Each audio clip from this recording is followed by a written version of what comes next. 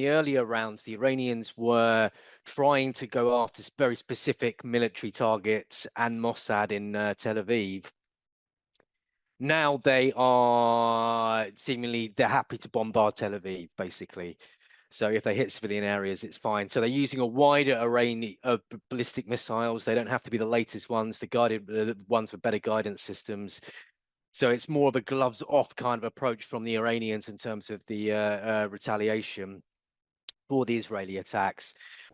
Now, arguably, it looks like in terms of the numbers of missiles the Iranians have been able to launch at the Israelis, that those missiles are doing more damage in terms of the casualties and the hits that that the Israelis are suffering. But I think that is just because previously they were going after the airfields primarily, and these are quite dispersed and hardened targets. If they're going after the city specifically, then it's easier. Every missile that gets through is liable to cause significantly more damage and casualties than out in the desert going against an airbase. It's a numbers game. It's how many ballistic missiles the Iranians have got versus how many interceptors the Israelis have got, and the Israelis can push those numbers in their favor by hitting the missile bases in Iran, hitting the launchers when they move out of the bases, etc., and trying to suppress the Iranian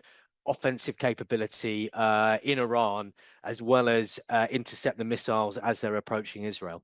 I'm seeing it much more of the same, essentially, with the Iranians trying to counterattack to regain some sort of military credibility, and they really need to come out of this with something they can say: we hit the Israelis back pretty hard, we punish them for all the damage they've done and for martyring all our commanders and scientists, and etc.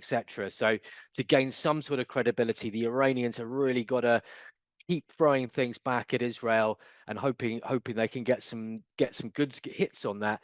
And the Israelis at the same time are doing absolutely everything they can to keep Israel as safe as possible by trying to take out the launchers before they ideally before they get to launch a ballistic missile. Every ballistic missile which is destroyed in its base or on its launcher is one that doesn't need to be intercepted on its way to Israel.